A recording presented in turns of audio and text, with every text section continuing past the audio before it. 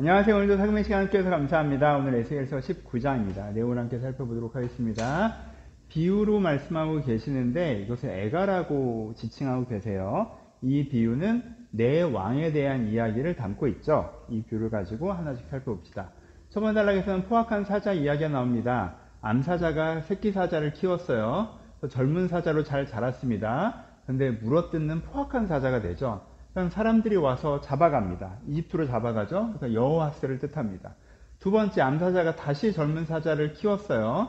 근데 이 사자 역시 포악한 사자가 돼요. 물어뜯는 사자가 되죠. 그러니까 사람들이 와서 이 사자를 잡아갑니다. 바벨론으로 잡혀가죠. 여호야긴을 이야기하고 있습니다. 그 다음 단락에는 이제 어리석은 가지에 대한 얘기가 나와요.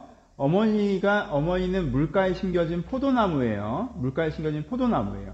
거기 이제 가지들이 잘 자라나죠. 무성한 가지가 자라요. 열매가 맺습니다. 그러니까 좋은 배경이 있다는 거죠. 암사자가 좋은 배경이었던 것처럼 이 어머니 포도나무가 되게 좋은 배경이 됩니다. 근데 거기서 어떤 가지가 자랍니까? 첫 번째, 하나님의 분노를 사는 가지가 나옵니다. 그래서 꺾여져서 땅에 던져지죠.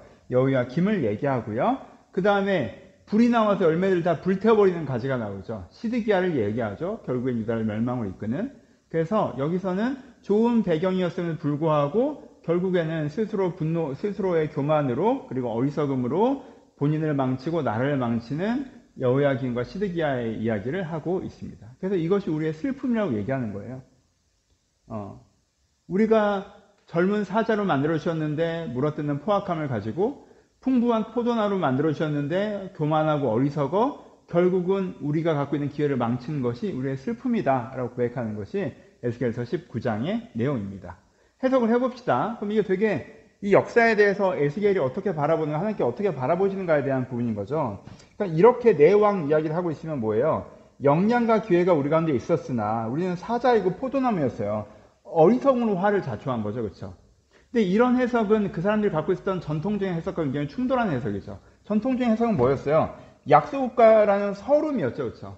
아유, 제국이 막 하는데 우리는 되게 나약해서 왕이 이리 끌려가고 저리 끌려가고 우리는 참 되게 고생했어. 이게 그들이 갖고 있었던 전통적인 해석이었단 말이에요. 근데 이 해석을 뒤집죠. 아니야.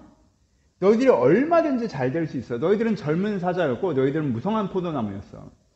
너희들이 하나님을 선택했다면 얼마든지 잘 될 수 있었어. 근데 그 선택을 안 했기 때문에 이런 문제가 생긴 거야. 라고 말씀하시는 거예요. 그래서 전통적인 해석, 상황이 문제였다는 전통적인 해석을 뒤집어서 너희가 문제였다라는 것으로 바꿔서 우리 가운데 말씀하시죠. 근데 이게 굉장히 중요해요. 왜요? 무엇이 우리의 슬픔인가에서 완전히 새로운 해석이기 때문에 그래요. 우리의 어려운 상황이 우리의 슬픔이 아니라 뭐가 우리의 슬픔이라는 거예요? 우리의 잘못됐던 선택들이 우리 가운데 슬픔이라는 거예요. 너희 그것을 바로 알아야 된다. 너희 슬픔은 예전부터 환경이 안 좋았던 게 너희 슬픔이 아니야. 그건 너희가 제대로 선택만 했으면 얼마든지 바뀔 수 있었던 거야. 너희들의 슬픔은 너희가 온전한 선택을 하지 못했던 거야. 너희가 이걸 슬퍼해야 돼라고 얘기해요. 왜요? 이걸 슬퍼하면 바뀌겠죠. 상황이 슬펐어라고 얘기해. 그러면 지금도 상황이 슬퍼. 더 슬퍼. 그렇죠? 계속 피해자 마인드로 살게 되죠. 근데 사실 상황이 슬픈 게 아니라 내 선택이 슬퍼. 그럼 어떻게 되겠어요? 내가 다시는 그 선택을 하지 않고 싶어지겠죠. 지금 에스겔이 이 바벨론의 유대인들에게 요구하는 게 그거죠. 너희들이 얼마나 잘못된 선택에 동참이 왔는지를 돌아봐라. 물론 그 왕들이 선택했지만 거의 동참한 거니까. 그러니 지금부터라도 그것을 진짜 후회하면서 바른 선택을 하고 싶어 해야 된다. 라고 말씀하시는 것이 19장의 핵심적인 내용입니다. 그래서 여기서 적용점까지 얘기하면 뭐예요? 보좌로부터 봐야 된다는 게 계속 강조되고 있는 거예요. 여러분 14장부터 19장까지 장로들이 찾아온 거에서 이야기가 연결되고 있는 거잖아요. 그 장로들이 계속 아니 우리한테 중보기도해서 우리 좀 살려줘봐요 막 이렇게 얘기가 시작돼서 계속 그들이 잘못된 너희들의 신앙을 교리가 아니라 관계로 봐야 되고 너희들이 갖고 있는 역사적인 시선이 잘못됐고 너희 자신에 대한 해석이 잘못됐고 해서 그들의 시선이 잘못된 걸 얘기하는 거잖아요. 그걸 여기까지 얘기하는 거예요. 너희들이 지금 잘못 보고 있어. 너희들 입장에서만 보고 있는데 그 시선을 깨트리고 하나님 입장에 너희들을 봐야 돼. 보좌로부터 봐야 된다라는 얘기를 하고 계세요. 여러분 이것들을 여러분 깊이 묵상하셨으면 좋겠어요. 에스겔 이 터마 하시면서 내 관점에서 나오는 내 이야기 심취하고 계속 이 관점에서 하는 얘기를 반복하고 강화하면서 내 말이 맞지 않아? 내 말이 맞지 않아? 내 말이 틀렸으면 설명해봐. 이러시면 안 돼요. 그 관점을 선택하는 순간 그 말이 맞겠지. 하지만 그 관점 자체가 틀렸다니까.